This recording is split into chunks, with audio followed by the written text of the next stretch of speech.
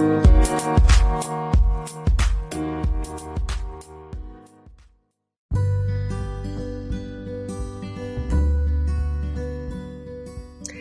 everyone. Welcome to the Spanish for Kiddos podcast, where you can listen to fun bilingual stories and more. My name is Barbara. I'm the owner of Spanish for Kiddos and your host for today's show.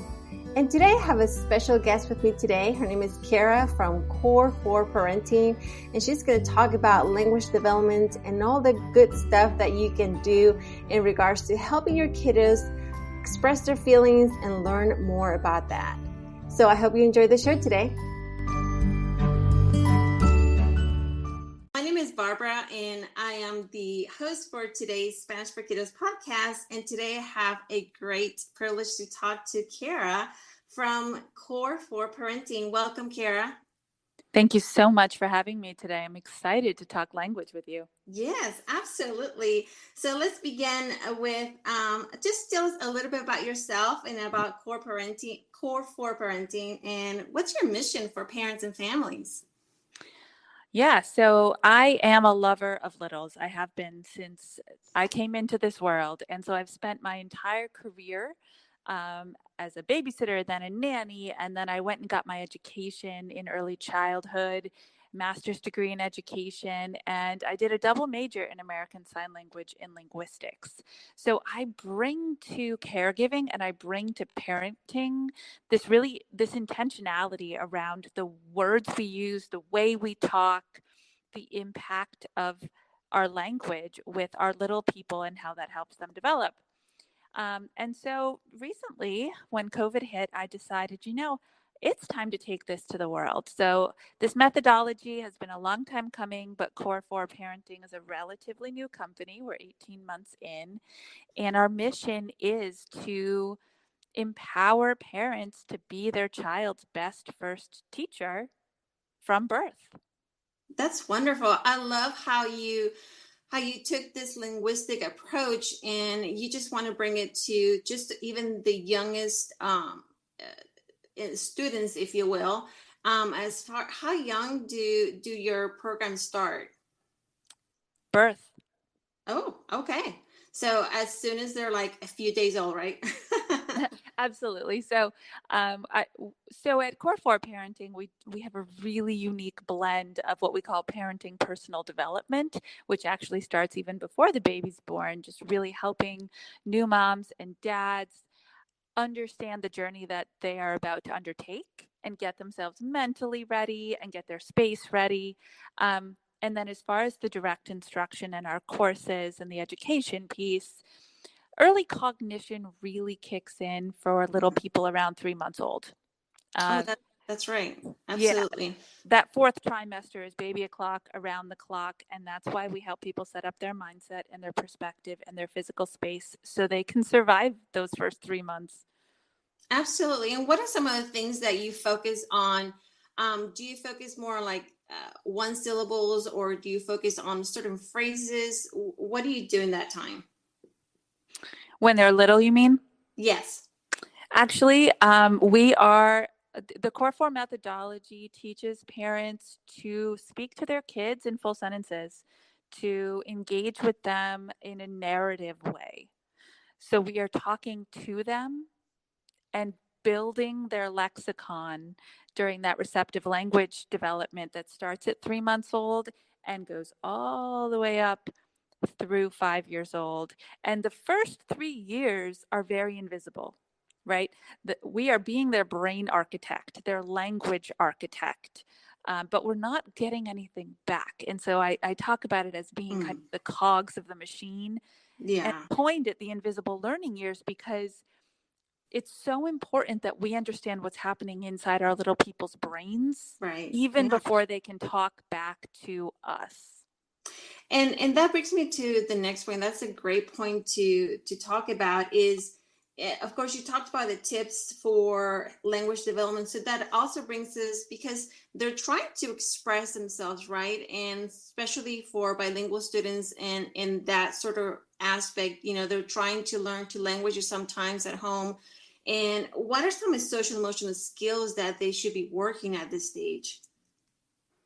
Yeah, that's an excellent point. And man, there's so much to it. The first thing I Hmm. want to say is whether you have a bilingual home or not, introducing some signs, American signs with really intentional Yeah. usage is going to bridge that gap, because the receptive language period is a developmental phase, but then there really is a time gap when you have a 1 year old who can't talk to you yet, but Right. their brain is having these complicated thoughts and ideas and they want to communicate with you. So give them the skills, because you can, their hands and their physical gross motor and their body development motor Hmm. skills are ready to you are fully ready to go long before their tongue and their articulation and their ability to create phonemes and speech that makes sense to you.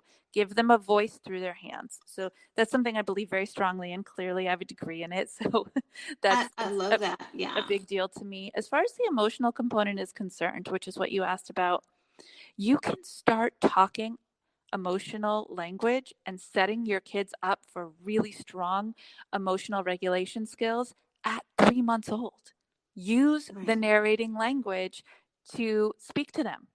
You are very upset right now. I can see Hmm. it. Your Yeah. body is upset. Right. You're crying. Something isn't right, and I'm going to help you solve it.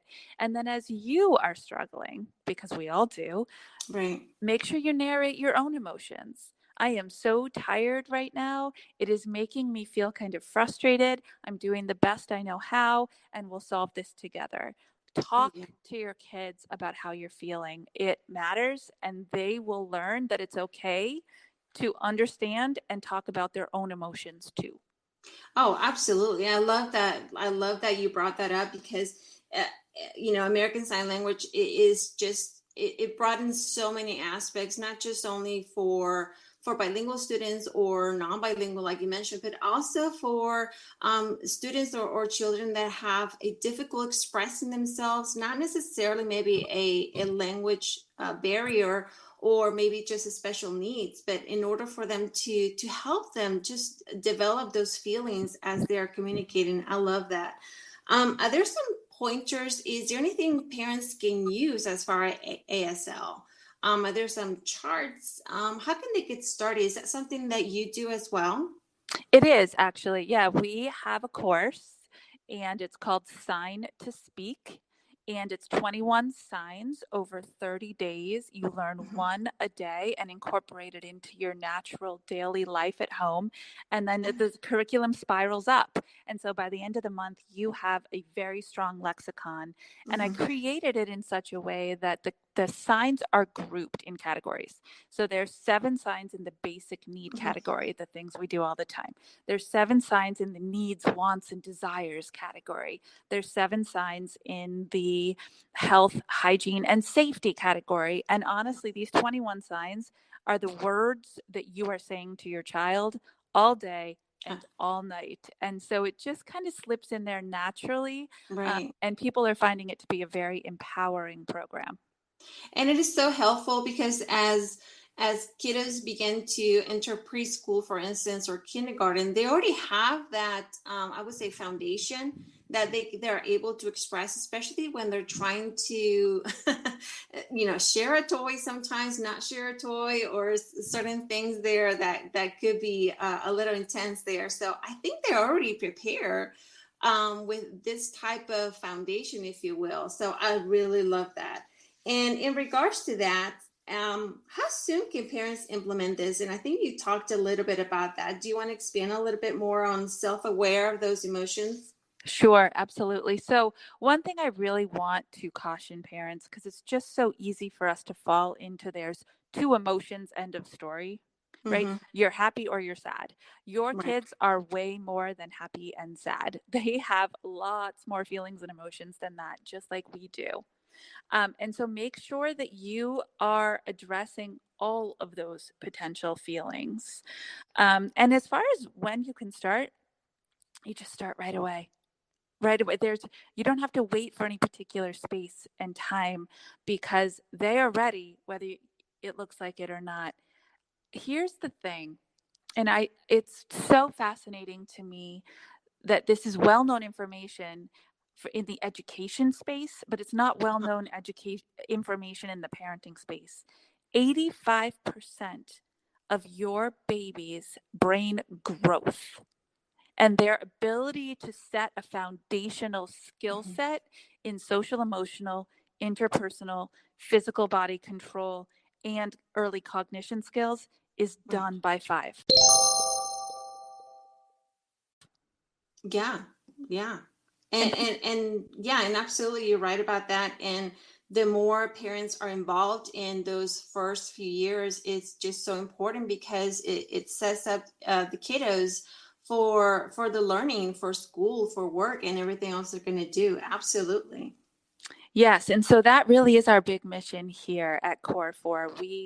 We cultivate the Core4 connectors between parent and child to make sure that that is a really strong, healthy, foundational relationship, a good bond.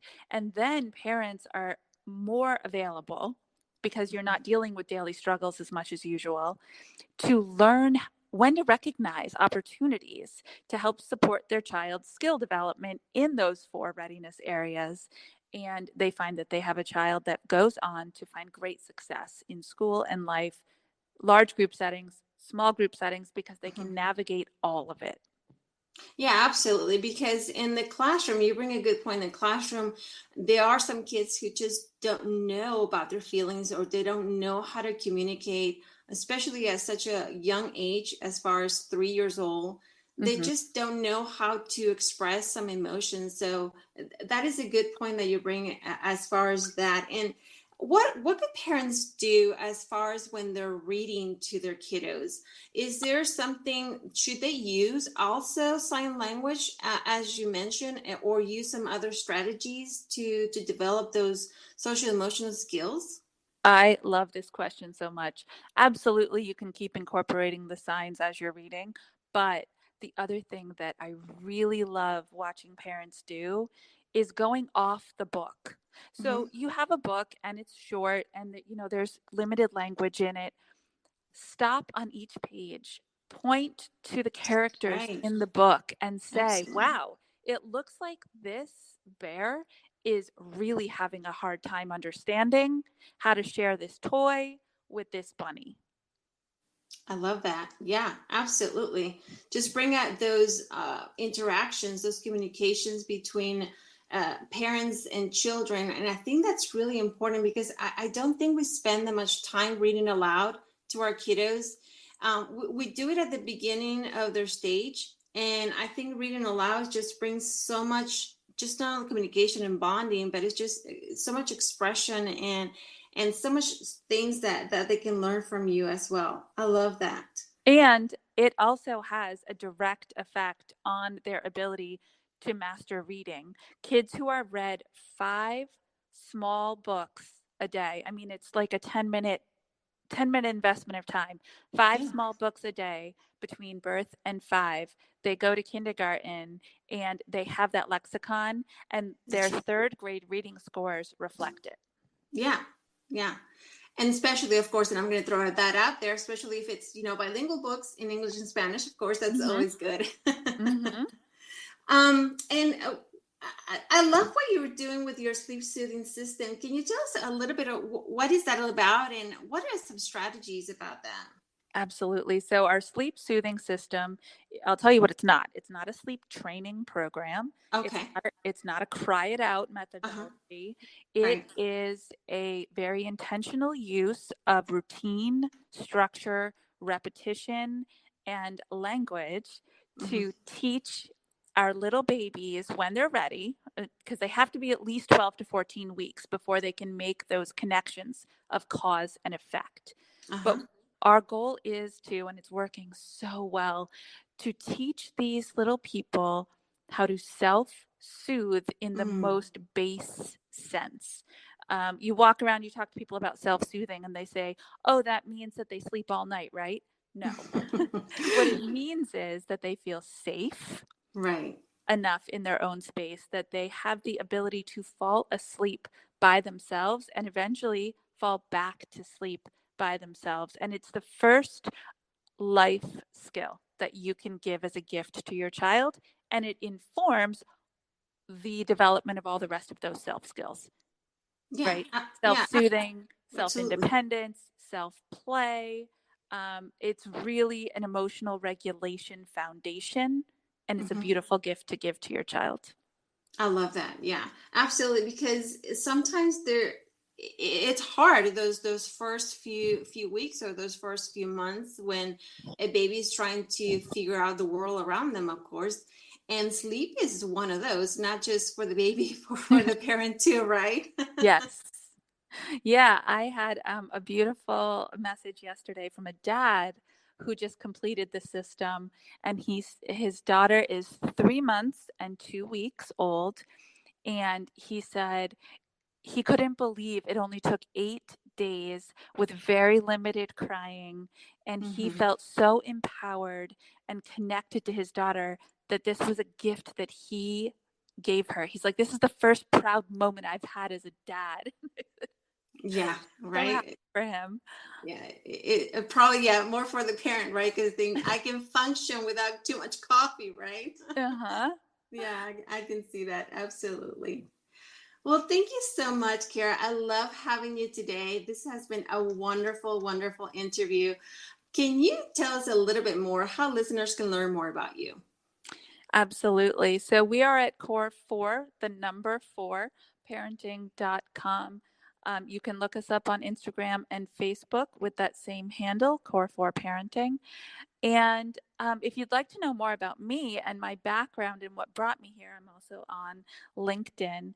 I'll also just share that what we have created is a virtual village, right? We believe that parents need each other and they need us, and we all have to be in this together. So we have cultivated an online community. We call it our virtual village, and our courses are found inside the village, as well as monthly themes and topics and events and live Q&As.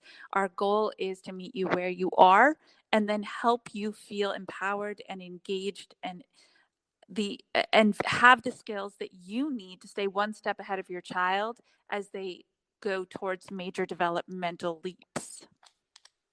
I love it. Okay, great. Thank you so much. And of course, I'll include all these contact information to how you get in touch with Cara and learn more about her virtual village at Core4Parenting. And thank you so much, Cara.